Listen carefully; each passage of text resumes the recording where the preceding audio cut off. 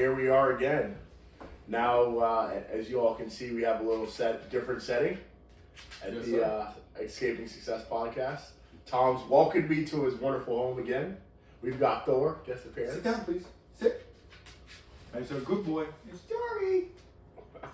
Thank you for tuning in, guys. Yep, this is my kitchen, home of one of the residents of the Escaping Success podcast, where all the magic happens. The kitchen, baby. Literally. And perfect segue into what we're going to talk about today. We're going to talk about diet philosophy, and we get into also supplementation.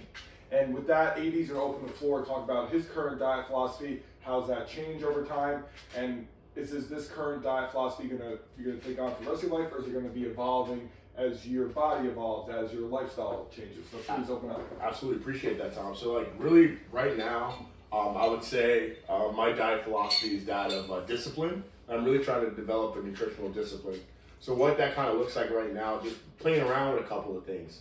So for the month of January, for example, one of my very, very close friends, Reggie, who's a certified personal trainer, he's helped like 3 guys get up from under 400 pounds into 200. So he's very well versed in kind of like getting people fit. He's been telling me since December, January, you're not gonna have any carbs. We just want to see how your body responds to that.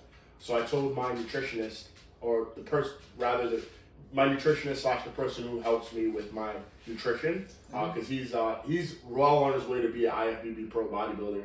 So I told him, I was like, hey man, like Steve, I'm not gonna eat any carbs this month. He didn't even question it. He sent me within 24 hours a new meal plan. So I am on meal plans now, mainly because of this experimental stage, to make sure I'm getting the proper macronutrients so my performance stays the same in the gym and outside the gym. So what that looks like now, I believe on my training days and on my off days, there's a little difference in in what I eat. Like for example, on my training days, I'm having 273 grams of protein and 200 grams of fat. Because we're going relatively very, very low on carbs, the fats have gone up. So the 59 grams that I'm getting of carbs, mainly from yogurt, almond butter, or nutso, that I just got excellently introduced to by you, and vegetables. And then on my rest days, I'm having 242 grams of carbs. 242 grams of protein, 152 grams of fat, and 59 grams of carbs, which is mainly from, again, carbs are from the little yogurt that I have, the little almond butter that I have, and the little vegetables that I have as well. Now, question with the carbs, is this total carbs or net carbs? So it's total carbs. So it's not net, it's total. And for our listeners out there, so the difference between total carbs and net carbs is total carbs is the amount of carbs, including fiber. Yes.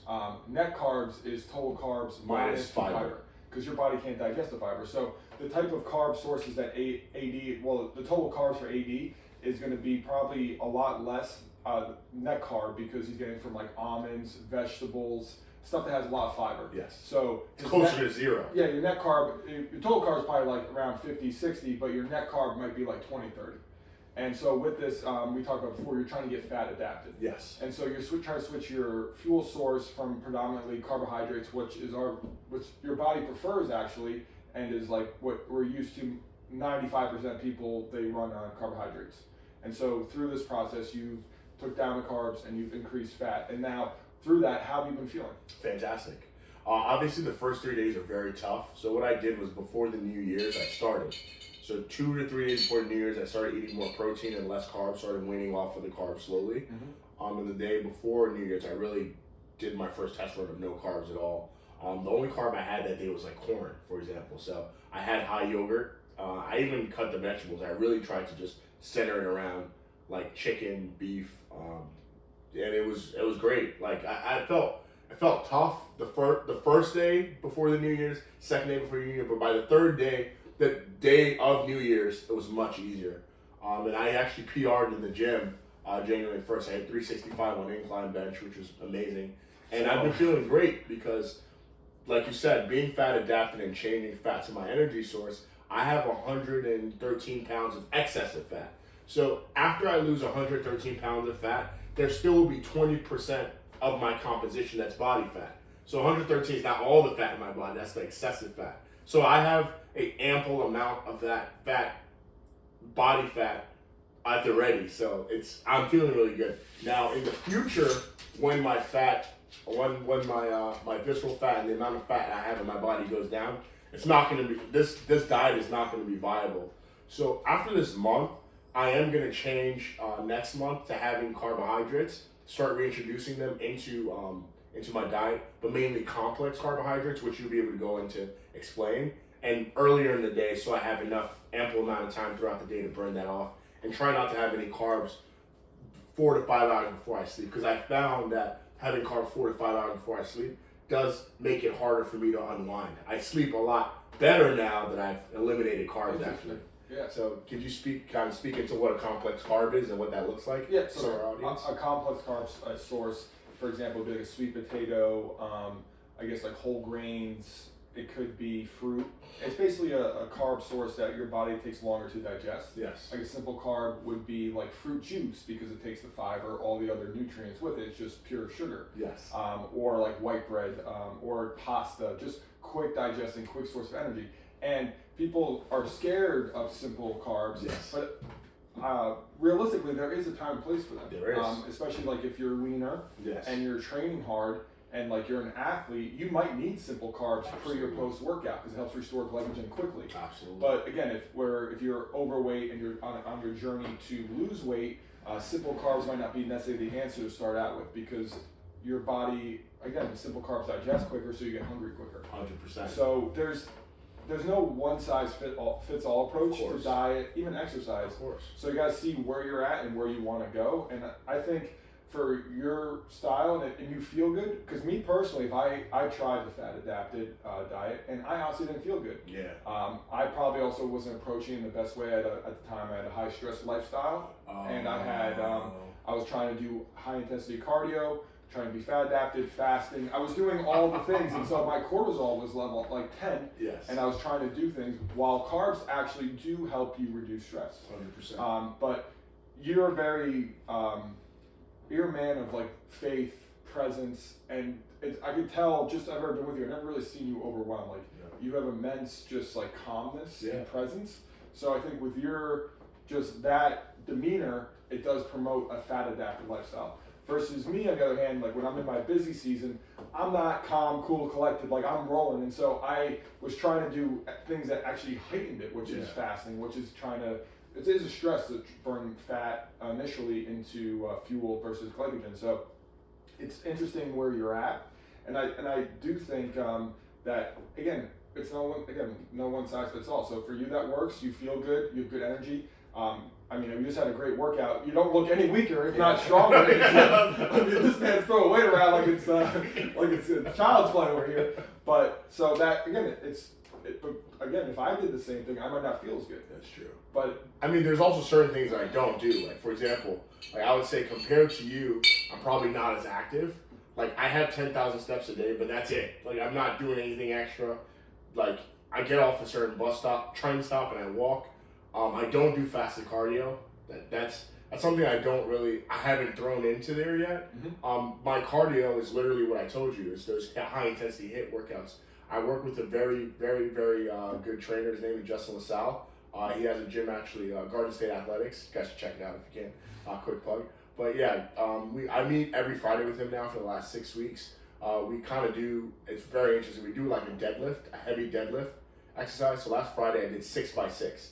So I worked up to, so it's 440 trap bar deadlift, 6 sets of 6 every minute on the minute. So we didn't really have any break. And then after that, we did a pre-conditioning circuit. Preconditioning circuit consisted of laying on your back. He drops a 20-pound med ball, push it up 15 times. Do that every minute on the minute. Do that. So basically, you do that for a minute. If you have a few seconds left, you rest 5 seconds. Then we do a standing knee drive, great for the lower core. You're standing on a plate and you have a band on your foot. If you finish that before a minute, you get to rest at 5-7 seconds. And then the third is a gorilla roll. Have you ever done a gorilla roll before? It's basically 2 kettlebell dumbbells, and you're like literally in a sumo stance, and you're just alternating doing your back like that. So that was the preconditioning. We did 4 rounds of that. And then the real conditioning, we did bench hops. So it's 8 bench hops. I think I told you 8 bench hops, 8 med ball slams, and then 12 wall balls, which are basically a movement where like you a thruster almost. a thruster. You have a medicine ball, you throw it up, and then you grab it down, you go in a full squat, and you push it up, and then you do 8 ball slams and 8 bench hops, and we did that 4 rounds as well. So you're gassed. Whole workout takes an hour and a half to 2 hours. But the interesting thing is, although I do burn 2,000 calories during that particular movement, which is insane because I've tracked it multiple times, it's 2,000 to 2,700. It's the afterburn effect because I did conditioning and strength work.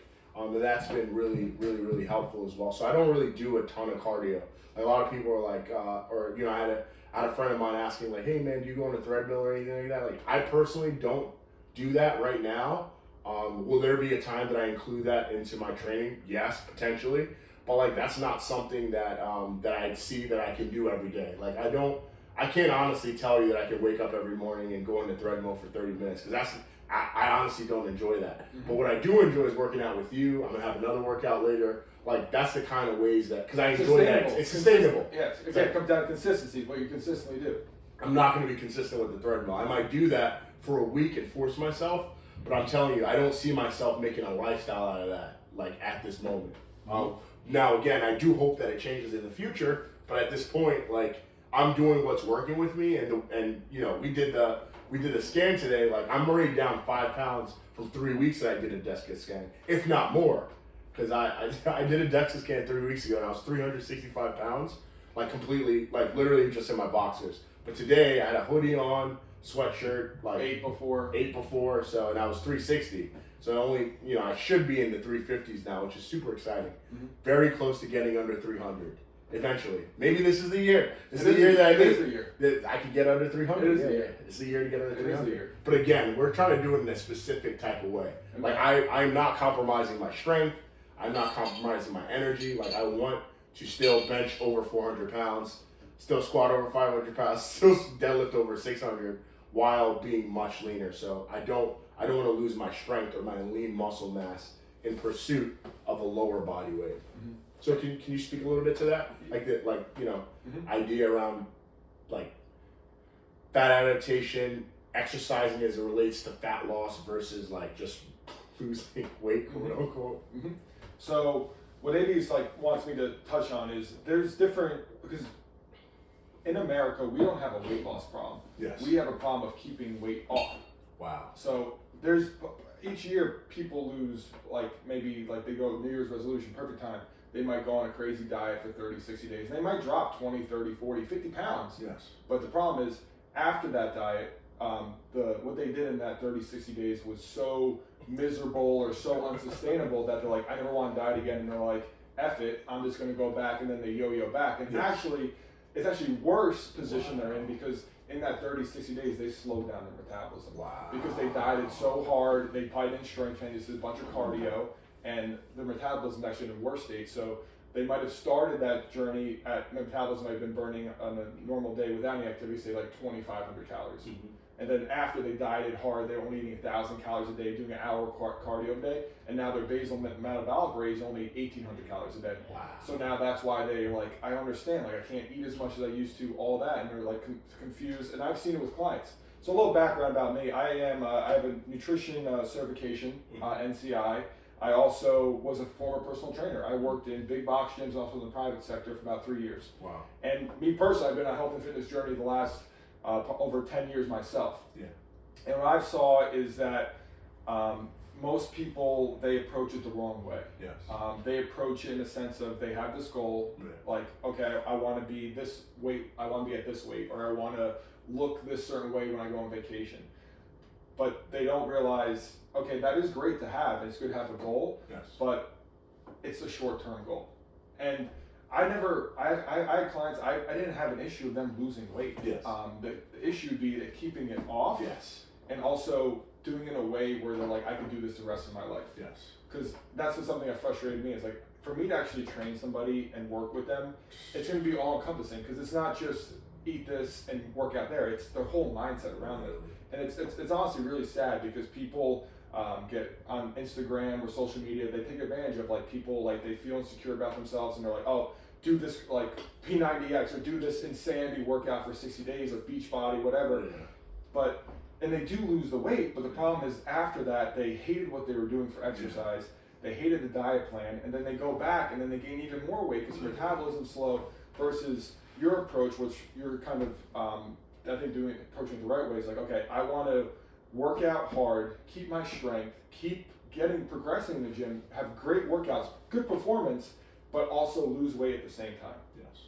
And that's where I'm currently at is like, I was fed up with the fad diet or the 60-day, 90-day transformation or like kind of ebbs and flows in body weight. And I was like, I would lose all the weight, but I was doing it fasted cardio. I was eating 6 meals a day. I was tracking, weighing everything. And I got to a point, again, shout out to the guys at Mind Pump, also Jay Ferrugia at Renegade Strength Club, talking about, you actually got the one thing that exercise is actually, it is a tool that could help you lose weight, but actually the best thing to do is lift like you're trying to get stronger and build muscle as you diet and try to lose weight. Because that way you maintain the strength, you might actually even build muscle, and it keeps your metabolism strong and roaring. So that way when you're down to 50 pounds, your metabolism, it's probably gonna go down a little bit, but not as much as if you just did a bunch of cardio and you dieted super hard. Yes. So it is a harder approach, and it's the not as sexy approach, and it's not like, it's not like, oh, I killed it today, like burned 2,000 calories on a high intensity workout, 8,000 calories, but you're gonna reach a point where your body is just, you can't sustain that. 100%. So it's actually, what you really have to do is train in a way, I found, to build muscle, get stronger, and really manipulate other factors like your diet, your sleep, and also cardio. But not a cardio in the sense of like killing yourself like on a treadmill, like doing fasted cardio or doing hill sprints, which I do think those are important. You should pull on that lever once or twice a week, but it's also a stress. Yes. As you diet, it's a stress. It's all stress. So you gotta, stress is, doesn't care if it's work stress, life stress, workout stress, relationship stress. Sleep stress. It's all stress. So your body can't differentiate the difference. So if you're dieting hard, again, type A people, which I am. Yeah, I am too. Like you usually are working hard, you're dieting hard, you're exercising hard, you're not sleeping as much as you should. You're trying to be everything with the relationships, and you're wondering why you're still holding on to some body weight or you can't lose the weight. But actually, the other approach is okay, maybe I need to do less workouts, which is people work out less. True. And maybe even eat more initially to build your metabolism up, focus on strength, get a good base under you, gain maybe 5 or 10 pounds, but speed up your metabolism 500 to 1,000 calories.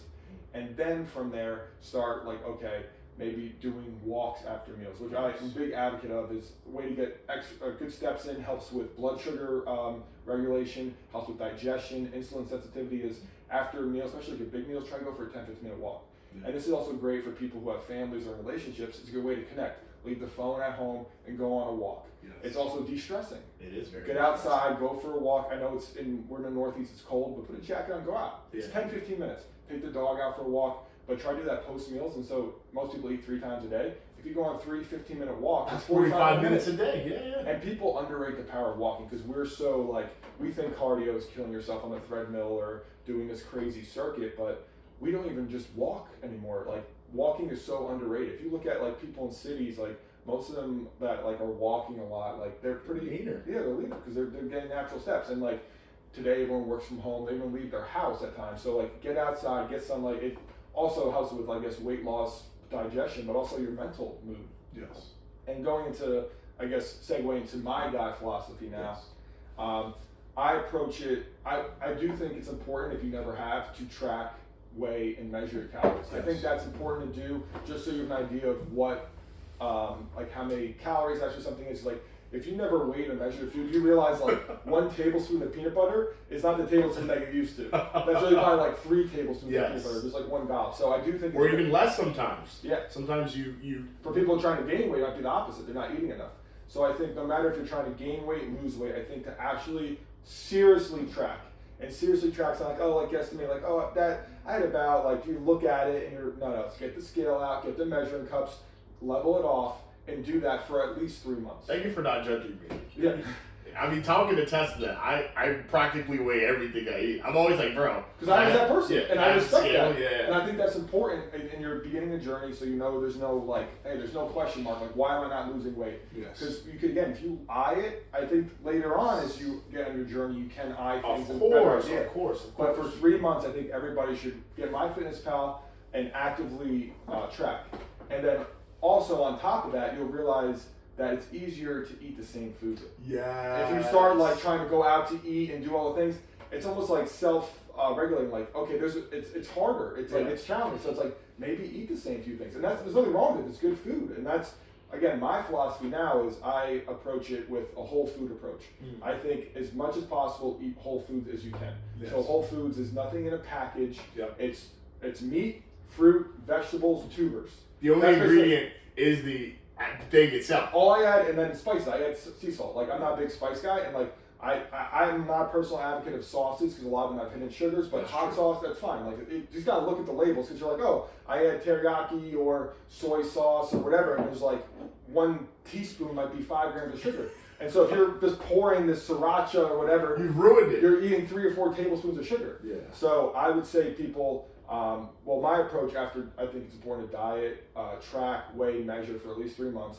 But then as you reach a goal or whatever, I think longevity in this that I've found is have basic principles. Yes. And for me, I don't weigh, track, or measure food anymore, and I'm the leanest I've ever been. I believe it. We saw it just Yeah. now. 9.7% body Yeah, fat. and like 9.7% 9.7% body fat. at That's 220 at pounds. 220 pounds. That's Yeah. amazing. That's a testament to And I what, never- what you're doing is correct. And you never what? And I never thought I'd get here when I was doing the 30, 60 day like dieting so hard. Like, You were killing I was yourself. killing myself. Now are you hungry? Are you ever hungry throughout the day? No, and I enjoy what I eat. It used to be hungry all the time. I'd be hungry, I'd be miserable carrying my scale. I can't eat this, I can't go out to eat. But now with basic principles, it's like, okay, each meal, before I eat anything else, have 40 to 50 grams of protein. Again, if you're a smaller person, maybe 30 to 40 grams. Start your meal with that. And a lean protein source, not like a nice, like 80-20 ground beef. Again, if you're doing fat adapted maybe, but for me it's like, okay, like stick around like 90 to 93%, maybe even 95% lean if you're talking about ground beef. Again, for me it's 40, 50 grams of protein at least. I eat a lot of protein, so it might be 100 grams at some meals. Yeah. Do that before anything.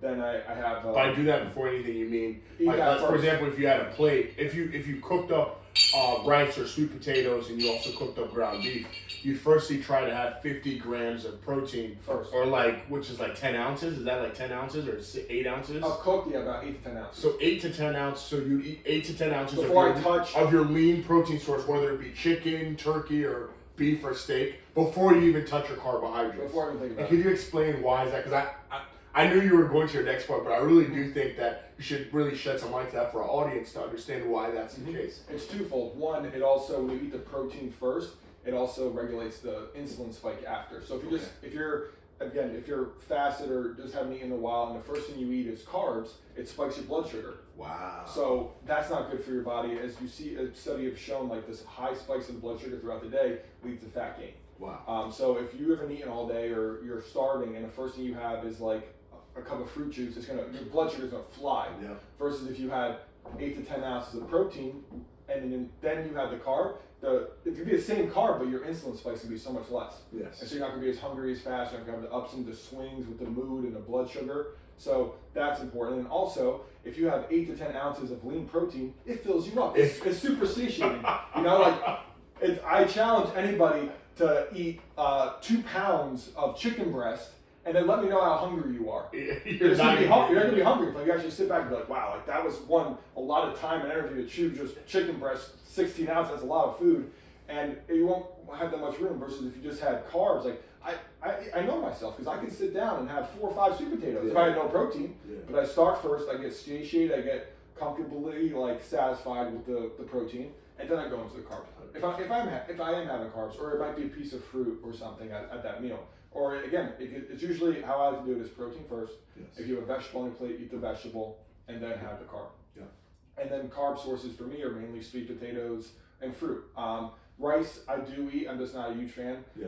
I'm more like paleo-ish, I guess I would say. No issue. But I love sweet potatoes. You know, I got sweet potatoes right here. This man, I eat like no exaggeration. I eat probably 3 to 4 of those a day. A day. A day. And Easily. I got 9% body fat. Easily. I eat 3 to 4 a day. Yeah. And I love them. Yes. And that's the thing too is I think people they think dieting is awful, all this, but find food you enjoy. And I think if you it's 5 days. Once you break out of the sugar, the processed foods, and you kind of cleanse yourself for 5 days, you stop craving those things, and then fruit tastes so much better. Sweet potatoes taste better, but it's 5 days. And we talked about this. Like if in the past I would have a binge or something and have all that sugar, it'd take me 5 days to break out that craving. Into it. So I would challenge people: go 5 days, do a whole 30, do a 30-day like clean, whatever that challenge is, where you break out the processed food, refined sugars, refined grains, all that, and not only will you probably lose weight, but also it won't have all the canola oil, all the processed food that's bad for your body, inflammation, trans fat, all that stuff. And then by the next point of the diet, so then I do the protein first, a vegetable, then a starch for me or a fruit, and then I go for a walk. That's and also I eat now where I'm not full. Yes. I eat where I'm satisfied. I'm like, oh, I'm like pretty good. Again, I have a big appetite, so for me being satisfied might be someone being overly full. Stuffed, yeah. Because I could, and that's the thing, I still eat. Like, I could sit down and have like half a pound of chuck roast, so you can literally half a pound, maybe have 2 pounds. Yeah, you can have 16 ounces of chuck roast. At night, sometimes I make myself like 2 16-ounce steaks, and I eat it all. Yeah. And then I have like a giant like pound-and-a-half sweet potato. So I don't now. I don't like. If I'm hungry, I eat, but I eat good food. Yeah. And I think that's what people like. They think dieting is starving yourself. It's not. And it's not. If like you do it the right way, where you eat good food, you move well, you nourish your body, and I also have the philosophy now of we're eating in a way to performance, not chasing aesthetics. And I was chasing aesthetics for most of my life. Yes. And I now realize when I chase like what foods and how I eat, I feel the best and show up the best in my workouts, with work, with sleep. That's actually my body looks the best. Literally. Because there's people out there that look amazing, but they feel awful. They're weak. And I was that person. Like I might have had a crazy abs and all this, but I was like, I am starving. I have no libido. I'm a miserable person. Yeah. But you look quote unquote great. But what kind of life is that? You know, at least for me. So some people that's for them. Yeah. But some of the most unhealthy relationships with food I've seen is actually in the bodybuilding space. You're right. And and those are the cover models, all that, and you think like I want to attain that physique. And I think it's good to strive for a better physique. But I would caution people to judge themselves off of what they look like yesterday or a week ago or a month ago versus that cover model. Because I agree with you. You don't understand what kind of drugs, their genetics, and also the lifestyle that they have to do to attain that goal. Yeah. And I think it shows tremendous discipline, work ethic, and it's great. But if you're a mom or you're a dad and you have a couple kids and you're trying to run a business, it might not be in the cards for you to look like that. 100%.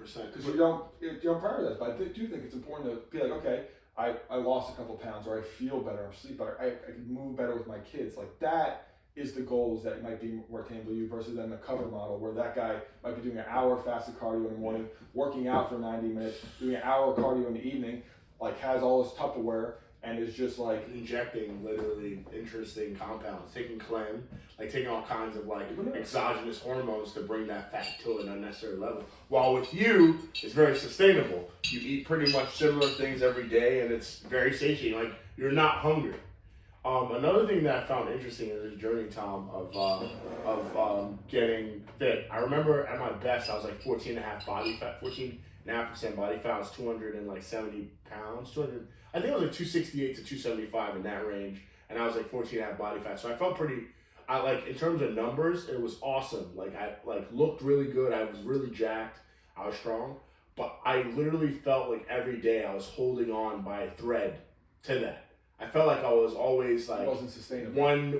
One day away from being 350 pounds, like because it was just eating 8 meals a day. Like it just was not sustainable. But now I realize like it's actually a myth. You don't have to eat 6 meals a day. Sometimes I have 2 or 3 meals a day, but in those 2-3 meals, I hit all my macros. Like I sit down and have 2 or 3 salmon fillets, like right in that, and then maybe if I have space, like when I am eating carbs, I'll have a little bit of carbs with it. But like you don't have to eat all throughout the day. But one thing I do is water. Could you speak to kind of like the importance of water for people who are increasing activity and exercising and things like that? So especially for your example, I was actually gonna get this, like being fat adapted. As you probably realize, you probably in the first few days or week, you probably peed a lot more. Yes. And you lost probably a lot of weight quickly. So probably a lot of it was water weight. I'm not saying you didn't lose fat, but you probably lost a lot of water weight. And with being fat adapted, you got to realize when you eat carbohydrates, your body, your glycogen stores, all that retains water. So when you're fat adapted, I highly encourage that people take on electrolytes. And through that could be a really good high quality sea salt. I do the Celtic sea salt, fresh squeezed lemon, or even getting an electrolyte supplement. I think if you hydrate, I think it's important, but some people, again, type A people, you gotta watch, we go too far in extreme of like overhydrating. Like your piss honestly shouldn't be crystal clear because that raises your stress levels and cortisol.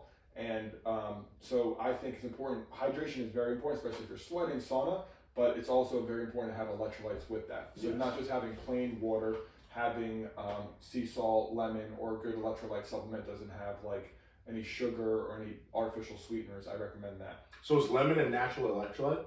Lemon has potassium, magnesium in it. So squeezing lemon in my water is good enough. A little sea salt. And okay, got it. Like I don't know if you saw it, but this water, for example, I put the Celtic sea salt and a little lemon. Yeah. And that's what I do in the morning. And I do that because people don't realize, like, again, drinking water is very important, but it's also you need the minerals. Because if you're just drinking straight water, you're just gonna pee it right out, and you're not getting electrolytes. And also with the hydration factor, the electrolytes have so many other functions in the body. Like again, talking about magnesium, it helps with nerve function, sleep, performance, all of these things. Yes. So adequate hydration with electrolytes is super important, not just drinking plain water.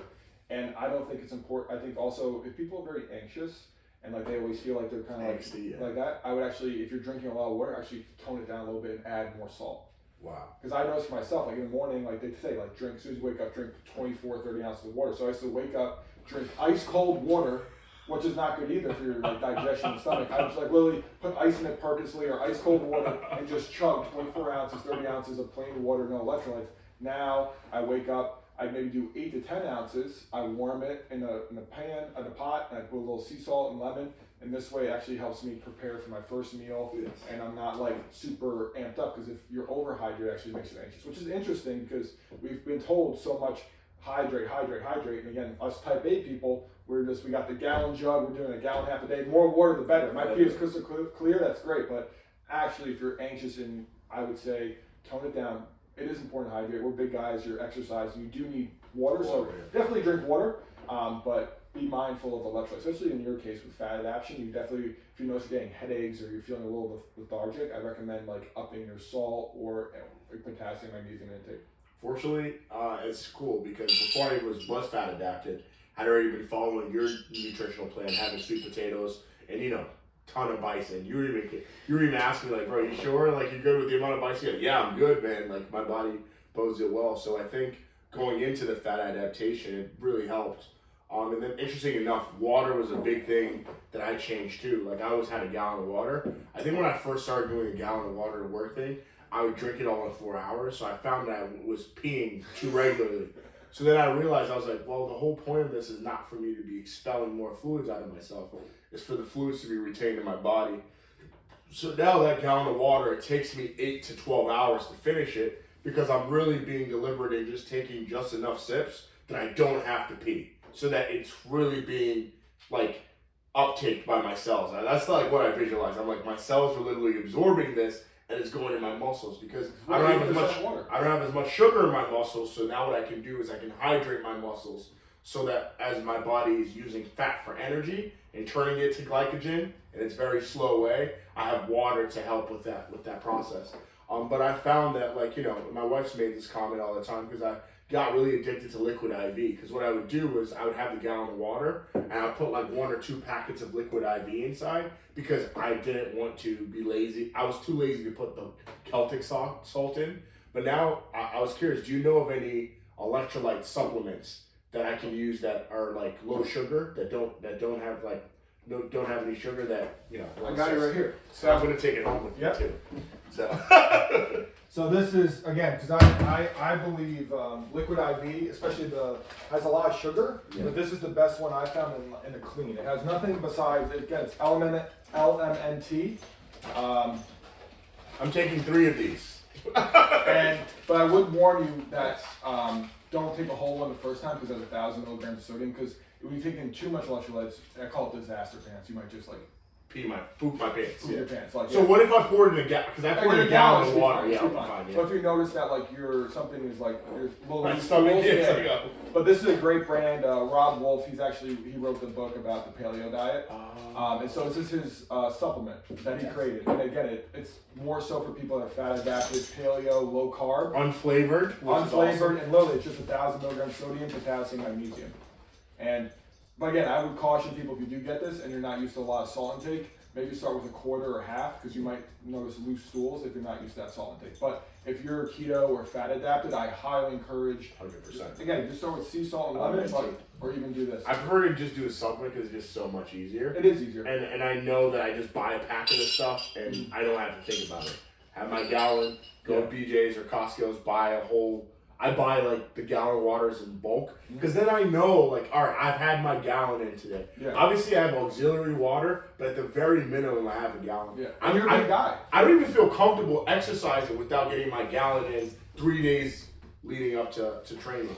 And honestly, interesting enough, especially if people are, again, more in the keto fat adapted community, if you're noticing that your workouts, you feel a little, it was me personally, you feel like you're a little flat, you're not getting really a pump, I would highly suggest that you add just sea salt before your workout, and you realize like you get better pumps. Yes, I agree. So it'd be interesting to see.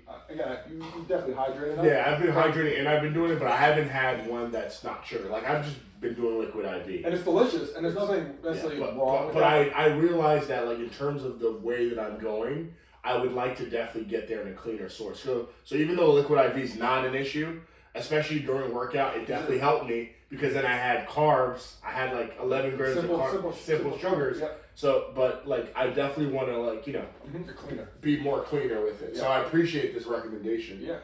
So finally, what I wanted to kind of like wrap this up with is just talking about the percentages because I think you realized the light bulb went off in my head when I realized that sleep and nutrition is like 85 to 90% of fitness. And all exercising is just stimulus. So it stimulates the body, but stimulates the body so that eating and sleeping can now kick in. Can you speak to that and for our audience, kind of like how they can structure their day? Like if they're thinking of increasing activity and losing weight, what are some actionable steps for someone to take that are completely sedentary, doing nothing, to then be ready to have a lifestyle of activity, work towards that wonderful physique that you have now?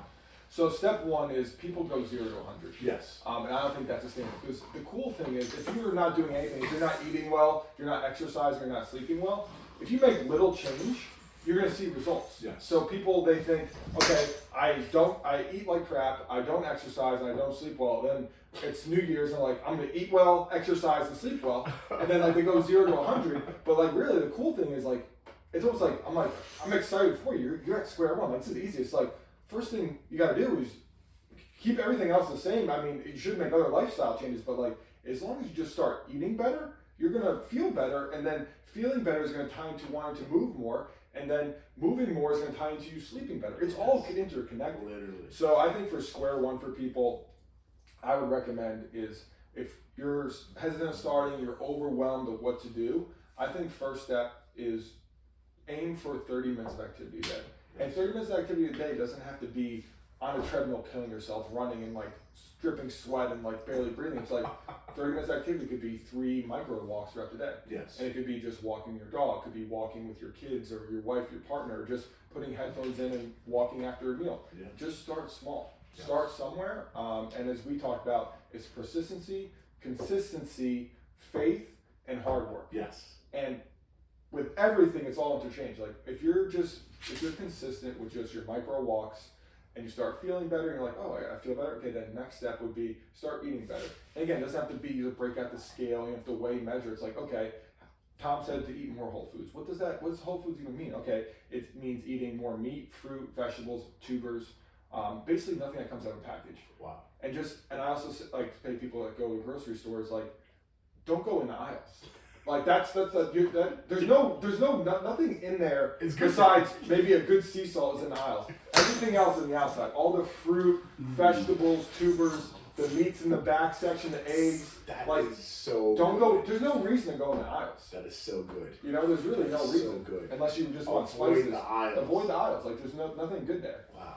And I never thought of it. That's amazing. Yeah. So like if you're like, oh, like I could do like, and I was guilty of this for a while. It's like you think of like, again, I was paleo. It's like these paleo granolas or making paleo pancakes. Or you try to find ways like, but really all paleo granola is, it's just nuts, salt, and honey or maple syrup, and it's just super palatable. And like it's like I could eat a whole bag. It's 1,600 calories versus if I had a steak and a sweet potato, that may have been 1,000 calories. And I'd be so much more satisfied. So much. So it's like also not being guilty of like trying to finagle like, ooh, like Tom said this is paleo good, so I get the paleo granola or the paleo cookies, or but just like real food. It's like eating a plain baked potato without butter or sour cream on it.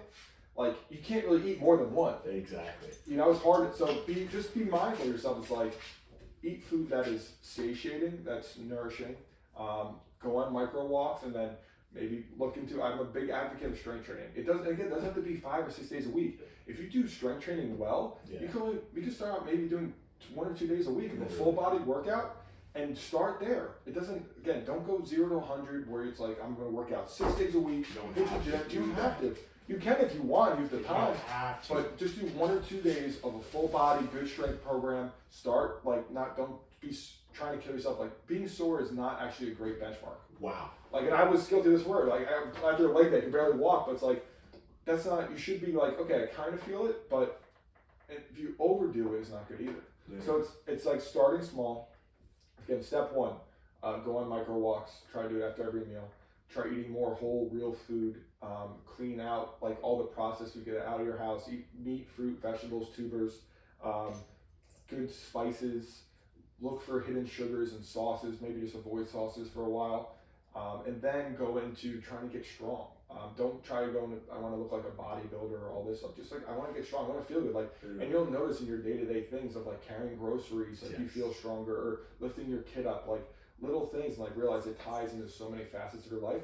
And as you move more and eat better, your sleep will also be better. Yes. And then intertwined with that is like also less screen time, especially at night. We're all guilty of this. Is like right before bed, we're scrolling on Instagram or watching a podcast or watching a movie. And there's nothing wrong with that per se, but I would challenge people like a half hour, maybe start half hour, maybe an hour before bed, dim the lights, switch your screen to night shift, like maybe read a book or pray or just play a game with your family or whatever. Just be more present, and it'll help you sleep better. Yes. And you'll realize, like, as you sleep better, as you eat better, you'll want to move more. You're more energy. You're like, oh wow, like I kind of want to get up and go for a walk, or I want to go play basketball with my friends, or So it's like starting small and realize that it all interplays. Yes. And it's not a 30-day, 60-day fix. It's a lifestyle. It is. And if you really want long-lasting lifestyle changes, you got to do small, consistent steps. You can't start too big. You got to do small things that you can actually see yourself doing. Yeah. So if you can't see yourself working out 6 days a week at a gym for the rest of your life, then why are you going to start now and like kill yourself, and then you're never going to want to go to the gym? But you say, hey, I can go to the gym twice a week. Then do that. And then maybe go on walks on the other days, or maybe do at home like yoga, or do a dance class. There's so many things, activity we assume of like just killing ourselves and like balls to the wall, like jacking the heart rate up. And there's a time and place for that for some people. But it doesn't have to. It doesn't have to be. It's just consistent. It's consistent movement. Consistent movement. And just like, and you gotta, like, a man who loves to walk is gonna walk more than a man who hates to walk. So it's like, fall in love with the process. Literally. And find what you enjoy. For me, I love weightlifting, and I know you do too. I love weightlifting. I mean, the shirt can't tell you enough. Like, so why would I tell AD, like, AD, don't stop weightlifting. We're gonna go into cardio. We're gonna run every day. Maybe I'll do it for a week or two, and then he's never gonna see me again. And actually, you weightlifting and staying strong is probably the best thing you can do for longevity. I'm so lucky. Thank you, God. Thank you, God. No, that's the best thing. I'm so happy that I get to do what I love, and it's actually going to be a catalyst for me. I'm just very excited. So obviously, we just scratched the surface on this point. We are very passionate about this point, so our next episode might go into this. We might have like a part 2 of this, but Part 3, part 4, part 5. we're gonna have several parts of this. But like, I really appreciate you all